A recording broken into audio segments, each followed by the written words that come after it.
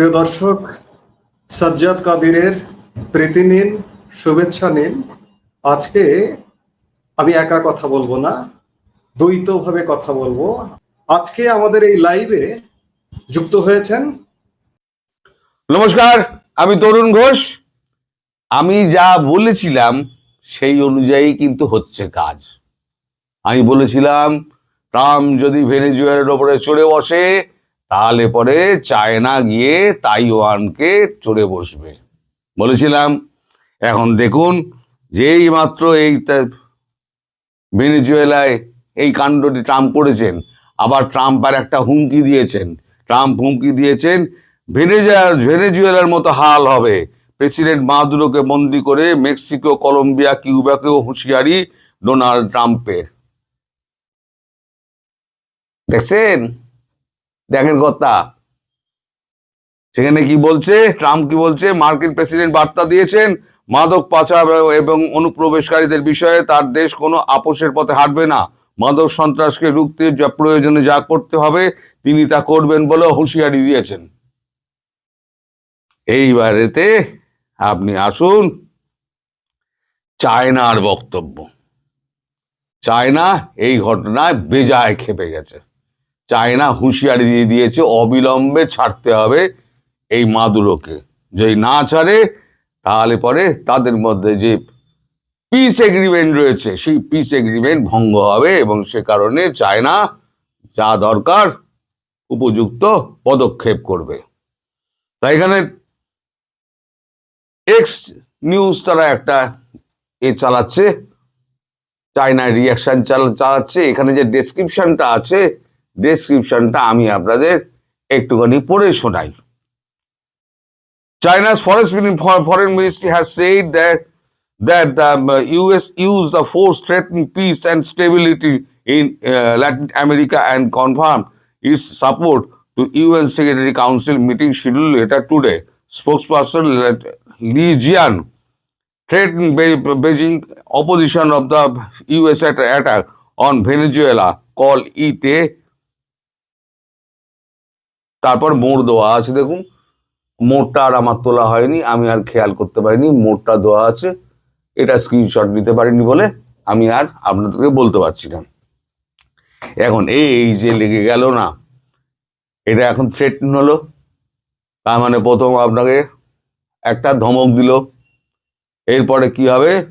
জাহাজগুলো সব দেখবেন সব তাইওয়ানমুখী হচ্ছে, একটা একটা করে তাইওয়ানমুখী হচ্ছে। তাইওয়ানের আকাশে সর্বত্র চাইনিজ হেলিকপ্টার, চাইনিজ বিমান সমস্ত উঠতে শুরু করবে। তখন ট্রাম্প বাবুকে বলতে হবে যে হায় রে, আমি তো বড় গন্ডগোল করে ফেলেছি। এইবারে তো চায়না চড়ে বসলো তাইওয়ানের ওপরে। আমাকে তো এখন কথা দিয়েছি, তাইওয়ানের সঙ্গে একটা এগ্রিমেন্ট রয়েছে যে তাইওয়ানকে আমি একদম সামরিক সুরক্ষা দেবো। সামরিক ঘাঁটিও রয়েছে। এই সামরিক ঘাঁটিতে দু চারটি মিসাইল মেরে দেয়, তখন তাহলে ট্রাম্প বাবুর তো টনক নড়বে এবং মারবে। চায়না যত $100 বিলিয়ন চায়নার নিবেশ রয়েছে ভেনেজুয়েলায়, সেই $100 বিলিয়ন তো গেল। এবার ইরানে গন্ডগোল করে দিয়েছে। ইরানে আবার $150 বিলিয়ন বিনিয়োগ করা আছে, ইরানও গেল। ইরানের এ সম্পর্কে আমি খবরটা আমি আগামীকাল করবো। এই আগামীকাল কেন বলছি, আজকে একটু বেলা দিয়ে করব। ইরানের খবরটা কি হচ্ছে ডেভেলপ করুক, তখন আমি বলবো। ইরানের ধর্মগুরু সে পশ্চিমের দিকে হাঁটছে, পশ্চিমে দৌড়াচ্ছে, তা সেটা কালকে বলবো। আজকে বলি চায়নার প্ল্যান কি। চায়না এবার ঠিক করেছে এটা অফিসিয়ালি ধমক যা দেওয়ার ইমিডিয়েট রিলিজ করে এই যাবি। এখন তো রিলিজ তো এখন আমেরিকা করবে না। আমেরিকা তো পরিষ্কার বলে দিয়েছে, ওই মানে দাদাগিরি ভাবুন। আমেরিকা ট্রাম্প বলছে ওই দেশ আমরা শাসন করব, আমাদের শাসন করার অধিকার রয়েছে। অন্যের দেশ ট্রাম্প দখল করেছে, দখল করে ট্রাম্প বলছেন যে আমরা শাসন করব। আরে হচ্ছে জিসকা লাঠি উসকা ভ্যাঁস। এর থেকে শিখতে হবে, জোর যার মুল্লুক তার। ভারতবর্ষ রাশিয়া এর থেকে কিছু শিখবে? এর থেকে ভারতবর্ষ রাশিয়া কিছু শিখুক। ডোনাল্ড ট্রাম্প পৃথিবীকে দেখিয়ে দিয়েছে যে জোর যার মুল্লুক তার। আমার যা মনে হবে, আমার ব্যাকইয়ার্ডে যদি কোনো গন্ডগোল হয় আমি সহ্য করব না, সোজা দখল করে নেব। এবং দখল করা খুব সঙ্গত কথা। ট্রাম্পের দেশের পেছনে বসে ট্রাম্পের পেছনে যদি অংলিবাজি করা হয়, যেটা বাংলাদেশ করছে ভারতের বিরুদ্ধে, তাহলে ভারত ছেড়ে দিচ্ছে শান্তিপূর্ণ দেশ বলে, ট্রাম্প ছাড়বেন কেন? তিনি বিশ্বের এক নম্বর শক্তিধর মানুষ, তিনি ছাড়বেন কেন? ভেনেজুয়েলার ইতিহাস একটু ঘাঁটুন। এই যে মাদুরো কি করেছে, তার আগে হুগো স্যাভেজ কি করে গেছিল, এখন সে বলতে গেলে অনেক লম্বা ভিডিও হয়ে যাবে, তাই ও সমস্ত ব্যাপারে আমি আর যাব না। ও সমস্ত ব্যাপার বলতে গেলে লম্বা ভিডিও হবে। এখন চায়না কি করবে আমি আগাম বলে দিচ্ছি আপনাদের। সরি, যেমন বলেছিলাম যে এইটা হলে ওইটা হবে, ওইটা হলে ওইটা হবে। এরপর রাশিয়া কি করবে সেটাও পরে আগে বলে দিয়েছিলাম। রাশিয়া ইউক্রেন সেটাও বলেছিলাম। তারপর ভারত বসে আছে, ভারত কি করবে দেখবেন খুব শিগগির। তার দেখতে পাবেন তার সূত্রপাত হচ্ছে পণ্য সরবরাহ নিয়ে। যেদিন পণ্য সরবরাহ বন্ধ হবে সেদিন জানবেন আপনাদের আকাশে কালো ঘন মেঘ ঘনিয়ে আসছে, অর্থাৎ আপনাদের দিন ফুরিয়ে আসছে। সরি, এখন তাইওয়ান ঘেরাটোপের মধ্যে পড়বে। এই ধরুন 2-4 দিনের মধ্যে তাইওয়ানের দিকে সমস্ত যুদ্ধ জাহাজগুলো, চীনা যুদ্ধ জাহাজ এবং সাবমেরিন ঘুরপাক খেতে শুরু করবে। এবং আমি যা খবর পেয়েছি, তাইওয়ানকে বলা হয়েছে সমস্ত এয়ার ডিফেন্স সিস্টেমকে অ্যাক্টিভেট করে রাখার জন্য, ইউএস থেকে বলা হয়েছে। আর যত ইউএস আর্মি ওখানে বেস রয়েছে তাদেরকে বলা হয়েছে চূড়ান্ত সতর্ক থাকো, যে কোনো সময় তোমাদের ওপরেতে আক্রমণ আসতে পারে। তার মানে আমেরিকা বুঝতে পারছে, আমেরিকা বাহাদুর, ট্রাম্প বাহাদুর, যে একটা কিছু হতে যাচ্ছে। তবে একেবারে কাঁচা খেলোয়াড় ট্রাম্প নয়, অত কাঁচা খেলোয়াড় নয়। নিশ্চয়ই কিছু একটা ব্যাকআপ রেখে দিয়েছেন তাইওয়ানের ব্যাপারে। সেই ব্যাকআপ দিয়ে উনি তাইওয়ানকে সেভ করার একটা চেষ্টা করবেন। কিন্তু এরপর যদি রাশিয়া ইউক্রেনকে মারতে শুরু করে এবং ভারত যদি পাকিস্তান বাংলাদেশে একসঙ্গে অ্যাটাক করে, তাহলে কিন্তু মানে ডোনাল্ড ট্রাম্প নিজেকে কিন্তু পিছিয়ে দেবেন। তার কমিটমেন্ট চায়নার ওপরে, এর ওপরে, তাইওয়ানের ওপরে। তার কমিটমেন্ট কিন্তু পাকিস্তানের ওপরে নয়, বাংলাদেশের ওপরে নয়। বাংলাদেশ পাকিস্তান যদি ডুবেও যায় তাহলে কিন্তু ট্রাম্পের কিচ্ছু আসবে যাবে না। আপনারা যদি মনে করেন বিশ্বের প্রথম শক্তি আপনাদের পাশে এসে দাঁড়াবে, পাকিস্তান যদি ভাবে আমাদের পাশে এসে দাঁড়াবে, কেউ আপনাদের পাশে দাঁড়াবে না। আপনার না বড় ভাইয়ের না আপনার, কেউ আপনাদের দাঁড়াবে না। সুতরাং একতরফা মার খাওয়ার জন্য প্রস্তুত হয়ে থাকুন। মার তো হবে, হ্যাপি দিওয়ালি তো হবেই, হ্যাপি দিওয়ালি হবেই, এটা নিয়ে আপনারা একদম নিশ্চিন্ত থাকুন। বাংলাদেশি দর্শকরা যারা আওয়ামী লীগ আছেন তারা নিশ্চিন্ত থাকুন, হ্যাপি দিওয়ালি নিয়ে আপনাদের খুব চিন্তা ছিল, হ্যাপি দিওয়ালি হবে। আসসালামু আলাইকুম দর্শক, নিশ্চয় মনে আছে মাস কয়েক আগে যখন যুক্তরাষ্ট্র, চীন, ভারত এরকম কয়েকটি রাষ্ট্রের উপরে অস্বাভাবিক শুল্ক আরোপ করেছিল তাদের দেশ থেকে যুক্তরাষ্ট্রে যেসব পণ্য যাচ্ছিল সেগুলোর উপরে, তখন নতুন একটি অস্বাভাবিক জোট গঠনের কথা আমরা শুনেছিলাম। অর্থাৎ চীন, ভারত এবং রাশিয়া একটা বিকল্প জোট তৈরি করবে, যেটি দাঁড়াবে যুক্তরাষ্ট্রের বিরুদ্ধে, যদিও সেটি কার্যকর হয়নি। যেহেতু যুক্তরাষ্ট্রের সঙ্গে আমাদের প্রধান উপদেষ্টা ডক্টর মোহাম্মদ ইউনূসের খুব ভালো সম্পর্ক, অথবা যুক্তরাষ্ট্রের সরাসরি তত্ত্বাবধানে ডক্টর মোহাম্মদ ইউনূস তিনি তার মসনদে বসেছেন, এমন ধারণা থেকে আওয়ামী শিবিরের মধ্যে একটা উচ্ছ্বাস প্রকাশ পেয়েছিল যে এইবার বোধহয় কিছু হতে যাচ্ছে, এবং সেটি তো হলো না। আগামী নির্বাচনে ভারতের ভূমিকা কি হবে আমরা মোটামুটি বলতে পারি যে এখনও নিশ্চিত নয়, যদিও এই মুহূর্ত পর্যন্ত যেটা বোঝা যাচ্ছে যে বিএনপিকেই ভারত সমর্থন দিচ্ছে, তবে এটি যে সাস্টেইন করবে একেবারে শেষ পর্যন্ত তা নিয়েও মানুষের মধ্যে এক ধরনের সংশয় রয়েছে। কিন্তু বাংলাদেশকে ঘিরে আসলে চীন কি করতে চাইছে, যেটি আমি মাঝে মধ্যেই চীনের প্রসঙ্গটি তুলি, যেভাবে আমরা আমাদের নির্বাচনকে ঘিরে কিংবা বাংলাদেশকে কেন্দ্র করে এই ভূ রাজনীতিতে আমরা ভারত বা যুক্তরাষ্ট্রের প্রসঙ্গ যতটা টানি ঠিক ততটাই কম গুরুত্ব দিয়ে চীনের ক্ষেত্রে। কিন্তু আসলে কি চীন বসে আছে? আপাতত পর্যন্ত যেটি জানা যাচ্ছে যে বাংলাদেশে ভারতের প্রভাব ঠেকাতে চীন এবং পাকিস্তান বেশ শক্ত অবস্থান নিয়েছে। এদিকে আমরা জানি যে চীনের সঙ্গে বিএনপির সম্পর্ক বরাবরই ভালো।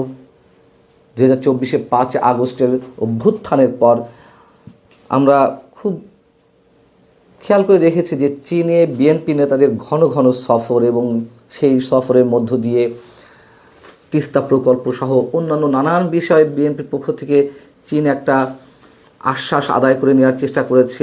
চীন বিএনপিকে আরও বেশি আস্থায় নেওয়ার চেষ্টা করেছে। এখন ভারত আবার বিএনপিকে সমর্থন করছে। নিশ্চয়ই যদি কিনা বিএনপির পক্ষ থেকে কোনো ধরনের নমনীয়তা ভারত না দেখতো, তাহলে তো একেবারে আগেভাগেই যেভাবে তারেক রহমানের প্রতি এক ধরনের উচ্ছ্বাস প্রকাশ করা, আগামী দিনে নেতৃত্ব দিবেন তারেক রহমান, এই ধরনের একটি পরোক্ষ মনোভাব তাদের প্রকাশ পেয়েছে। সেই জায়গা থেকে এবার বিএনপি কী করবে? বিএনপি কি পারবে চীনের বলয় থেকে বের হয়ে আসতে? নানান ধরনের সমীকরণ আসলে জটিল আকার ধারণ করছে। এদিকে পাকিস্তান যেহেতু বরাবরই জামাতকে সমর্থন করে, চীনকে তাহলে জামাতকে সমর্থন করতে হবে।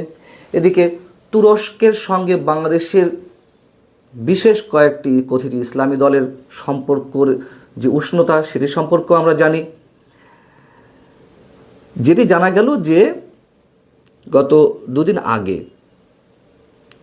চীন এবং পাকিস্তানের মধ্যে অর্থনৈতিক এবং সামরিক কৌশলগত বিষয়ে আলোচনার জন্য পাকিস্তানের পররাষ্ট্রমন্ত্রী এবং একই সঙ্গে যিনি উপপ্রধানমন্ত্রীর দায়িত্বে রয়েছেন ইসহাক দার, তিনি চীনে গেলেন, বৈঠক করলেন চীনের পররাষ্ট্রমন্ত্রীর সঙ্গে। এবং চীন এবং পাকিস্তানের পক্ষ থেকে যে বার্তাটি দেওয়া হচ্ছে, যেটি পাকিস্তান সহ ভারতের বিভিন্ন গণমাধ্যমে এসেছে, যে দক্ষিণ এশিয়ায় যে কোনো একতরফা পদক্ষেপের বিরোধিতা করবে তারা একসঙ্গে। খুব সহজভাবে বোঝা যাচ্ছে যে ভারত যা করতে চাইছে তার বিরোধিতা করবে। তাহলে ভারত যদি বিএনপিকে সমর্থন করে থাকে, তাহলে বিএনপিকে ঠেকাবে চীন এবং পাকিস্তান, সেটি তো হিসাবে আসে। তো সেখানে সেই বৈঠকে গুরুত্ব দিতে বলা হয়েছে একই সঙ্গে চীন, পাকিস্তান এবং আফগানিস্তানের পররাষ্ট্রমন্ত্রীদের যে আলোচনা রয়েছে সেখানে অবশ্য কাশ্মীর ইস্যু সহ আরও অন্যান্য ইস্যু প্রাধান্য পাবে। এখন চীন এবং পাকিস্তানের পররাষ্ট্রমন্ত্রীদের বৈঠকের পরে একটা যৌথ বিবৃতি প্রকাশ করা হয়েছে। যে বিবৃতিটি এরই মধ্যে আমি বললাম যে ভারত এবং পাকিস্তানের বিভিন্ন গণমাধ্যমে এসেছে। সেখানে বাংলাদেশ প্রসঙ্গ তুলে ধরে শনিবারের বৈঠকে, অর্থাৎ 2 থেকে 3 দিন আগে, যেটি বলা হচ্ছে যে নতুন প্রস্তুতি নিতে হবে। কি সেই নতুন প্রস্তুতি, সেটি সম্পর্কে স্পষ্ট করে কিছু বলা হয়নি। এবং শেখ হাসিনা সরকারের পতনের পর চীন, পাকিস্তান এবং বাংলাদেশের যে ত্রিপাক্ষিক সহযোগিতার নতুন ফল পাওয়া যাবে বা একটা নতুন কোনো আউটকাম আসবে, সে বিষয়ে প্রস্তুতি নিতে বলা হয়েছে। এদিকে আমরা জানি যে রোববার সন্ধ্যায় ইসহাক দার, পাকিস্তানের উপপ্রধানমন্ত্রী কাম পররাষ্ট্রমন্ত্রী, তিনি ফোন দিয়েছিলেন তৌহিদ হোসেনের কাছে, আমাদের পররাষ্ট্র উপদেষ্টার কাছে। এটি বাংলাদেশি গণমাধ্যমে এসেছে। সেটি নিয়েও এক ধরনের জল্পনা কল্পনা গুঞ্জন ছিল যে ইসহাক দার আসলে সেখান থেকে ফোন দিয়ে কি বললেন আমাদের পররাষ্ট্র উপদেষ্টাকে। ওই সময় আবার মুস্তাফিজ ইস্যুতে তোলপাড় চলছিল বাংলাদেশ ভারতের মধ্যে, যে সম্পর্ক যেটুকু তলানিতে পৌঁছেছে আরও গভীর তলানিতে পৌঁছানোর যে বিষয়টি আমাদের সামনে উপস্থিত হলো, সেখানে অনেকে মন্তব্য করছিলেন, এটি গুজবও হতে পারে, আমিও মনে করি তাই, যে পাকিস্তান নাকি বলেছে যে আইপিএলের সম্প্রচার নিষিদ্ধ করে দিতে, এবং ভারত এবং শ্রীলঙ্কা একই সঙ্গে যে টি-20 বিশ্বকাপ অনুষ্ঠিত হতে যাচ্ছে, সেই জায়গা থেকে ভারতে যেন বাংলাদেশের খেলোয়াড়রা না যায় এ কথা স্পষ্ট আইসিসিকে জানিয়ে দিতে। এটি হয়তো গুঞ্জন পর্যায়ে হতে পারে, মানে গুজব পর্যায়ে হতে পারে, কিন্তু ভারতের গণমাধ্যম যেটি দাবি করছে, ভারতের গণমাধ্যম বলছে যে চীন, পাকিস্তান, তুরস্ক মিলে ভারতের বিরুদ্ধে একটি সামরিক জোট গঠনের প্রক্রিয়া চলছে বেশ কয়েক মাস যাবৎ। এটি আমরা জানি, এটি সত্য কথা। সেই জোটে বাংলাদেশকে অন্তর্ভুক্ত করতে আগ্রহী বাকি দেশগুলো, এটাও আমরা জানি, অনেক ধরনের লেখালেখি হয়েছে। ভারতের বিভিন্ন গণমাধ্যম যেটি বলছে যে মনে করা হচ্ছে চীনা নেতাদের সঙ্গে জোটের বিষয়ে আলোচনা শেষে বাংলাদেশের পররাষ্ট্র উপদেষ্টা তৌহিদ হোসেনকে সর্বশেষ অগ্রগতি সম্পর্কে ফোনে অবহিত করেন পাকিস্তানের বিদেশমন্ত্রী, তাদের ভাষাতে বলছে আর কি, মানে পাকিস্তানের পররাষ্ট্রমন্ত্রী ইসাক দার। যেটা বলছিলাম, যে জিনিসটা আমরা জানি, মাস 6 আগে বেইজিংয়ে একটি বৈঠক অনুষ্ঠিত হয়েছিল চীন, পাকিস্তান এবং বাংলাদেশের পররাষ্ট্র সচিবদের সমন্বয়ে, এবং সেখানে সার্কের বিকল্প একটি জোট গঠনের বিষয়ে বলা হয়। একটি তো সামরিক জোট রয়েছে ভারতের বিরুদ্ধে, আর একটি সার্কের বিকল্প জোট গঠনের প্রস্তাব দেওয়া হয়। সেখানে কিন্তু বাংলাদেশ কোনো সম্মতি জ্ঞাপন করেনি, অর্থাৎ ডক্টর ইউনূস সরকার সেটি বোধহয় সাহস করেনি যে সেক্ষেত্রে ভারতের প্রতিক্রিয়া কী হবে। এটি মনে করি আমরা যে এটি ঠিক ছিল, হ্যাঁও না কিংবা নাও না, নীরবতা পালন করেছিল।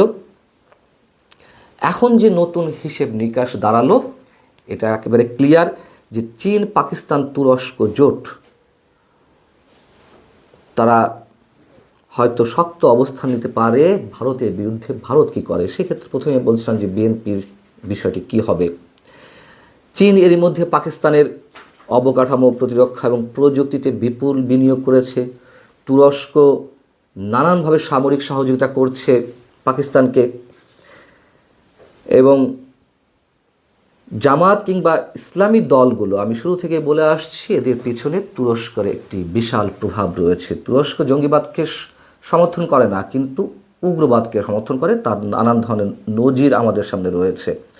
অতএব আমি বরাবরই বলি যে এখনো পর্যন্ত বাংলাদেশের মানুষের হাতে, বাংলাদেশের মানুষের নিজেদের ভাগ্য নির্ধারণের কোনো ক্ষমতা হয়ে ওঠেনি।